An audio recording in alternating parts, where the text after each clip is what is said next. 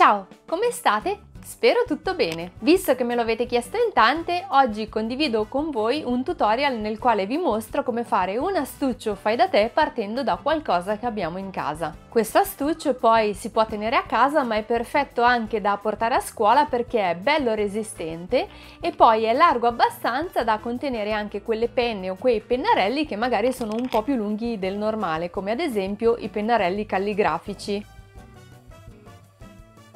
Questo astuccio era nascosto in un tutorial un po' più lungo di qualche tempo fa e visto che magari tante di voi se l'erano perso, ho pensato di estrapolarlo da quel tutorial per proporvelo oggi. Seguitemi passo passo per scoprire tutte le fasi della realizzazione, ma soprattutto per scoprire tutti i miei trucchetti e segreti e consigli che vi permetteranno di realizzarlo anche voi. Se comunque vi rimangono dubbi o domande, scrivetemi pure qui sotto nei commenti e io come sempre sarò felice di rispondervi. Se vi piacciono tutorial come questo, vi consiglio di iscrivervi adesso al mio canale cliccando su iscriviti e sulla campanella per non perdervi nessuno dei prossimi video. Oggi saluto Viola Rax e Rossella Duca. Se volete essere salutati anche voi, lasciatemi pure la vostra richiesta con un commento sotto a questo video. Ora passiamo al tutorial. Seguitemi! Ah, dimenticavo, nel tutorial vedrete il mio bigliettino oscurato per motivi di copyright. Questo perché all'epoca avevo usato un logo, un piccolo logo, che poi ho scoperto che potevo usare solo per scopi personali, quindi ho dovuto poi oscurarlo.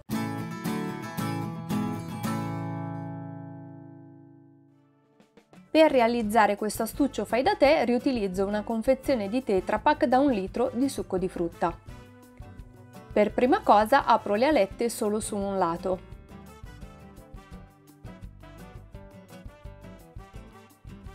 Misuro e segno la metà del lato corto, poi segno 2 punti a mezzo centimetro dal centro.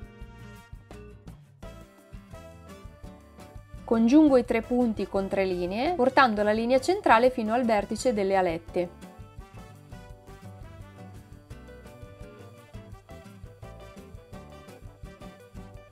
Con il taglierino taglio il Tetra Pak seguendo la linea centrale.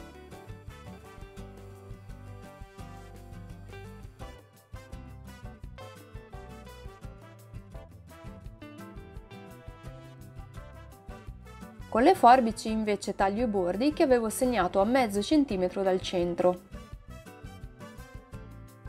Con una pinza tolgo il supporto di plastica del tappo. Prendo una cerniera più lunga del Tetra Pak e uso della colla forte multiuso per fissarne una metà alla confezione.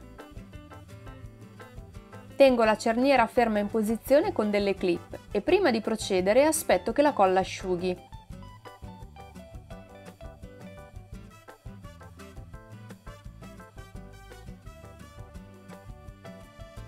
Avvicino i 2 lembi del Tetra Pak e segno un punto di riferimento su confezione e cerniera che mi aiuterà a incollarla nella posizione giusta.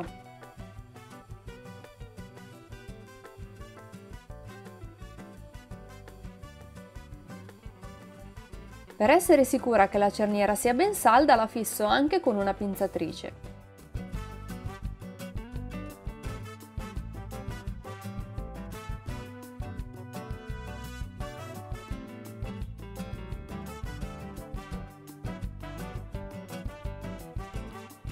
Prendo le misure dei laterali del Tetra Pak e taglio 2 rettangoli di crepla a misura, che poi incollo all'interno con colla forte multiuso.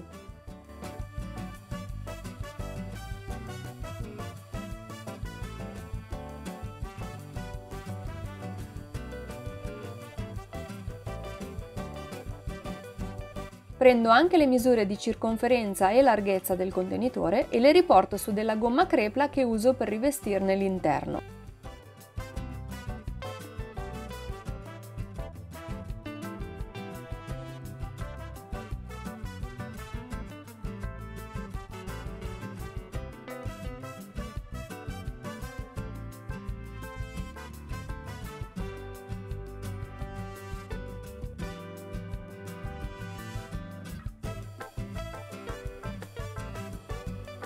Ora taglio a misura della stoffa che mi servirà per rivestire l'esterno dell'astuccio.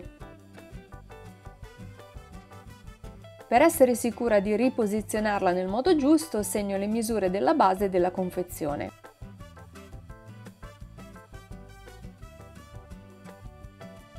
Per incollare la stoffa al Tetra Pak, anziché usare la colla multiuso, uso del mastice.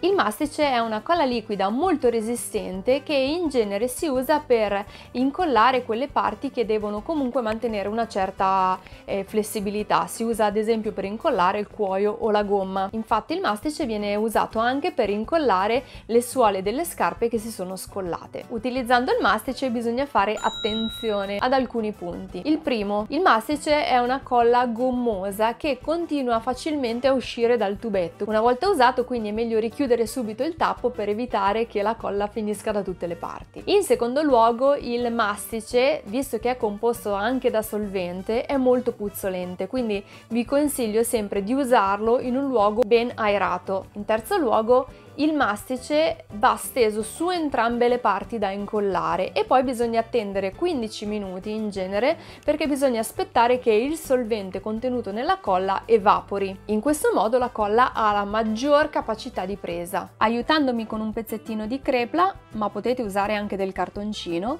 cospargo di mastice sia il rettangolo di stoffa che la base del Tetra Pak e dopo 15 minuti procedo a unirle. Durante l'incollaggio delle due parti con il mastice bisogna fare molta attenzione perché bisogna essere precisi al primo colpo. Con il mastice infatti non è possibile riposizionare le parti che abbiamo già unito. Ritaglio la stoffa in modo da avere 4 rettangoli che coprano le 4 facce dell'astuccio e le incollo usando ancora il mastice.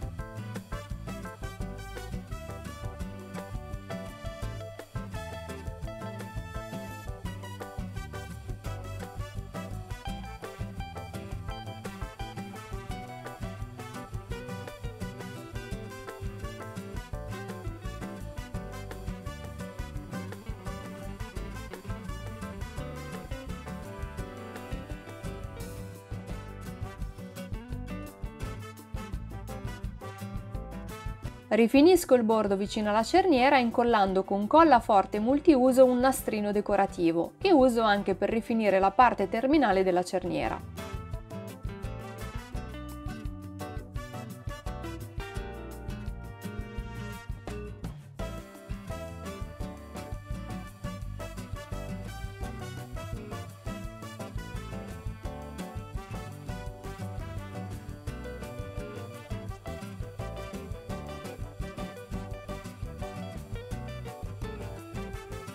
Ecco qua, l'astuccio è terminato, non ci rimane che riempirlo con le nostre matite, penne e pennarelli preferiti.